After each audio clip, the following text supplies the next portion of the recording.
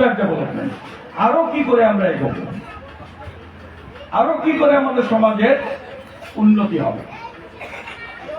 এখন আমরা তো চেষ্টা করছি এই উন্নতি, সমাজটা তো শুধু আমাদের নিয়ে নয়, নবসূত্রদের নিয়ে নয়, বা অন্যান্য কিছু সম্প্রদায় নিয়ে নয়, সমাজটা তো গোটা সমাজ। ফলে ওই যে পুরোহিতদের যাতে ভালো, পুরোহিতদের যাতে ভালো হয়, সে পুরোহিতরাও তো তাদের ভালো চেষ্টা করবে না, করবে না? তারা আগেও করেছে, এখনো করে। পথ পদ্ধতি অনেক পাল্টে গেছে। এখন দেখবেন যাদের ক্ষমতা আছে, লেখাপড়া জানে, তারাও পুরোহিতগিরি করে না, করে ওইসব করে না। তারা কি করে? তারাও কিন্তু ঝোলা একটা রেখেছে, ওই বিকেলবেলা মরে গেলে দেখতে পারবেন বিভিন্ন পার্টি হয়েছে। মানে আমি বলছি ঠিক আজকের সময় যেটা হয়েছে তার মধ্যে দিয়ে কন্ট্রোল করছে, এবং তাদের সুবিধে অসুবিধাটাই কি করে সংরক্ষিত হয়। আগের মতো আর হবে না, কারণ কিছু না দিলে আর হবে না, কারণ একটা সংসদীয় ব্যবস্থা হয়েছে। ফলে কিছু একটু সুদগুলো না ছড়ালে পরে ওই ফলটা তারা খেতে পারবে না, এবং তার মধ্যে নানান মতবাদ তৈরি হয়েছে। মতবাদটা তৈরি হয়েছে, বিভাজন যেমন তাদের মধ্যে হচ্ছে, আমাদের মধ্যেও বিভাজন হচ্ছে। এখন এইরকম পরিস্থিতিতে কি করে ডেভেলপমেন্টের চেষ্টা করা যায় সেটাই হলো কথা। একজন একটু আগে বললেন, যেটা বললেন তার মানে আমি বুঝলাম যে নিজেদের একটা দল দরকার। কেন নিজেদের দল দরকার? কেন? বামুনরা কি বলেছে এটা বামুনদের দল? কি কায়েতরা বলেছে এটা কায়েতদের দল? বলেনি তো, কংগ্রেসও বলেনি, সিপিএমও বলেনি, তৃণমূলও বলেনি। কি বলেছে কখনো যেটা উচ্চবর্ণ হিন্দুদের দল? বলেনি। তাহলে আমরা কেন বলছি যে দলিতদের একটা দল দরকার? আর সেইটা কি আর সম্ভব হবে? ওই যে আমাদের দিদি বসে আছেন, 6,700-800 জাত তৈরি হয়ে গেছে, নবসূত্রতা তার মধ্যে একটা। ঠিক কিনা? নবসূত্রতা যখন দল করবেন, মাতব্বরি করবেন, তখন তো অন্যরা বলবে, আমরা আপনারা যেমন বামুনদের কথা বলছেন, কায়স্থদের কথা বলছেন, তারাও তো বলবে ওই 6,000-এর মধ্যে 5,999টা যা, তারা তো বলবে নোংরা মাতব্বরি করতে চাইছে। বিএসপি করতে গিয়ে এসব প্রশ্নের মুখোমুখি মানুষ হয়েছে যেন আমাদের পার্টি। আসলে এক একটা সময়ে ওই যে জাতির দল নেই, সে জাতির বল নেই, এইটা শুধু আওড়ালে হবে না। সময়ের সাথে এই যে নির্দেশ, আমাদের সমাজের মহামনীষীদের নির্দেশ, সেই নির্দেশের বাস্তবায়নটা বুঝতে হবে। অনেক ভালো ভালো জিনিস আছে, ধরুন আমি বা এখানে অরিন্দমের এই বাড়ি, এটা 5 তলা বাড়ি হলে অরিন্দমের অনেক সুবিধা হতো না? গোটা নিজের তলাটা একটা হল করে হলে মিটিং ফিটিং করতে পারতো, আজকে খাওয়া দাওয়ার ব্যবস্থা হতো। এটা ভাবলে হবে শুধু?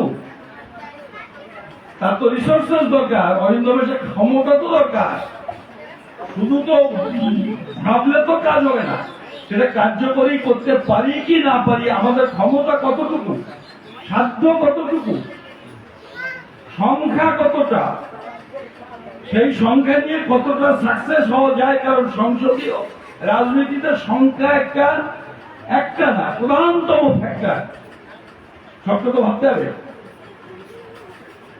ফলে প্রত্যেকটা জিনিস আমরা ওই স্টিরিওটাইপ, কৃত্রিম ভাবে আমরা আউড়ে যাচ্ছি। সেইগুলোর মধ্যে যে অন্তর্নিহিত নির্দেশ, সেই অনুযায়ী ভেবে চিন্তে আমরা কোনো সিদ্ধান্ত নিচ্ছি না, যে কারণে আমাদের এই সমস্যাগুলো আজকে তৈরি হচ্ছে। ধরুন আজকে ঠিক এই মুহূর্তে আমি যদি বলি, এইখানে যতগুলো মানুষ আছি, ততগুলো মানুষের প্রধান সমস্যা যদি বলেন, এতগুলো আলাদা আলাদা মানুষের প্রধান সমস্যা আলাদা আলাদা। এক একজনের পরিবারের এক একটা প্রয়োজন, ফলে আলাদা আলাদা হবে। তাহলে আমাদের ভেবে চিন্তে একটা সিদ্ধান্ত নিতে হবে যে আমাদের সমাজের আজকের প্রধান সমস্যা কোনটা,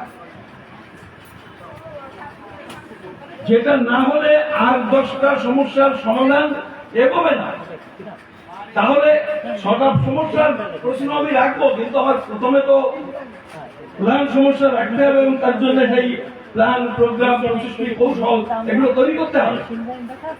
আমরা সেগুলো তৈরি করছি না। ওই দিদি ভাবছেন 1000 টাকা কন্যাশ্রী না বার্ধক্য ভাতা, বিধবা ভাতা, যে যারটা মনে হচ্ছে না, এইটাই আমার প্রধান সমস্যা। একজন ইন্ডিভিজুয়াল ভাবতে পারেন, কিন্তু হরিচাঁদের কথা যদি বলি, হরিচাঁদের কথা যদি বলি, মতুয়া ধর্মের কিন্তু একটা বিশেষ বৈশিষ্ট্য আছে। আমি ওই দর্শন যা বুঝেছি তার একটা বৈশিষ্ট্য আমি বলি। মতুয়া দর্শনের একটা পিকুলিয়ার একটা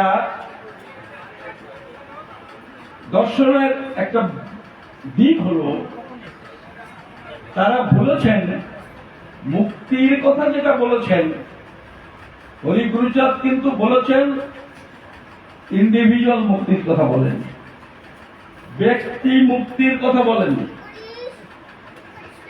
বলেছেন সমাজ মুক্তির কথা বলেছেন, সমষ্টিগত মুক্তির কথা বলেছেন। তাহলে এইটা যদি একটা দর্শনের একটা মূল পয়েন্ট যদি হয়, তাহলে তো আমাদের উচিত এই যে সমাজ মুক্তির প্রশ্নে আজকের এই মুহূর্তে, আজকে যেটা প্রধান সমস্যা, কালকে কিন্তু সেটা প্রধান সমস্যা নাও হতে পারে, হয়তো অন্যান্য সমস্যা তখন প্রধান সমস্যা হবে। আজকের কেন আমরা 20 বছর ধরে আমরা যেটা শুরু করেছিলাম ঠাকুরনগর থেকে, কেউ তো বললেন আমরা যে আন্দোলন করেছিলাম, আন্দোলন করে কি করেছি, কেউ একজন বুড়ো আঙুল দেখাচ্ছিলেন মাস্টার পড়া কোথায়, তা আমিও বলছি যে আমরা আন্দোলন করে কি করেছি, বুড়ো আঙুলটা করেছি। আমরা আন্দোলন শুরু করেছিলাম যে কারণে, সেইতে আজকে আরো অনেক বেশি সমস্যার জন্ম দিয়েছে। সেই সমস্যা তো মেটেনি, উল্টে আরো 50টা সমস্যার জন্ম দিয়ে ফেলেছি। তার মধ্যে সব থেকে বড় সমস্যার জন্ম আমরা যেটা দিয়েছি,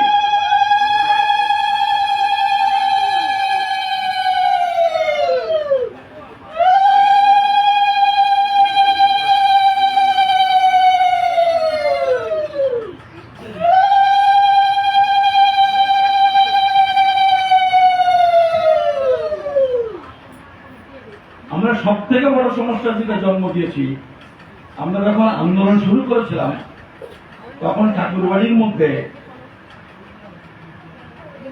নানা রঙের রাজনৈতিক দলের অনুপ্রবেশ এতটা ছিল না। আমাদের এই আন্দোলনের একটা সাইড এফেক্ট হয়েছে যে তার মধ্যে 2-3টে রাজনৈতিক দলের, যেগুলো মতুয়াদের ক্ষতি যদি নাও করে, মতুয়াদের সহায়ক নয়, তাদের অনুপ্রবেশ ঘটেছে। যে আন্দোলনটা করা গিয়েছিল 2004 সালে, সে আন্দোলনটা আজকে আর করা সম্ভব নয়, হয়েছে তো এটা।